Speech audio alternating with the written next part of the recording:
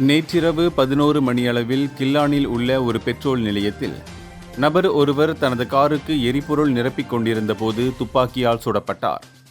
இந்த சம்பவம் பெரும் அதிர்ச்சியை ஏற்படுத்தியுள்ளது. சிசிடிவி காட்சிகளின்படி பாதிக்கப்பட்டவர் தனது வாகனம் அருகே நின்று கொண்டிருந்தார். அப்போது ஓட்டுநர் இருக்கையில் ஒரு பெண் அமர்ந்திருந்தார். அந்த சமயத்தில் மோட்டார் சைக்கிளில் வந்த இருவர் அவரை நோக்கி வந்துள்ளனர். மோட்டார் சைக்கிளில் பின்னால் அமர்ந்திருந்தவர் திடீரென அந்த நபரை நோக்கி துப்பாக்கியால் சுட்டு தாக்குதல் நடத்தியுள்ளார். தாக்குதலுக்கு பிறகு சந்தேக நபர்கள் அங்கிருந்து தப்பிச் சென்றனர். சுடப்பட்ட நபர் கீழே விழுந்ததால் அங்கிருந்தவர்கள் பயத்தில் சிதறி ஓடினர்.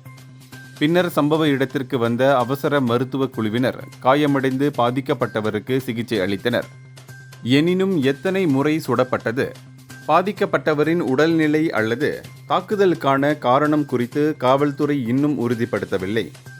கில்லான் தெற்கு காவல்துறை தலைவர் உதவி ஆணையர் ரம்லி காசா இந்த சம்பவத்தை உறுதிப்படுத்தினார். மேலும் இதுகுறித்து மேலதிக விசாரணைகள் தொடர்வதால் ஸ்லாங்கூர் காவல்துறை விரைவில் அதிகாரப்பூர்வ அறிக்கையை வெளியிடும் என்றும் அவர் குறிப்பிட்டார். இந்தியர்களின் இதய குரல் மக்களோசை.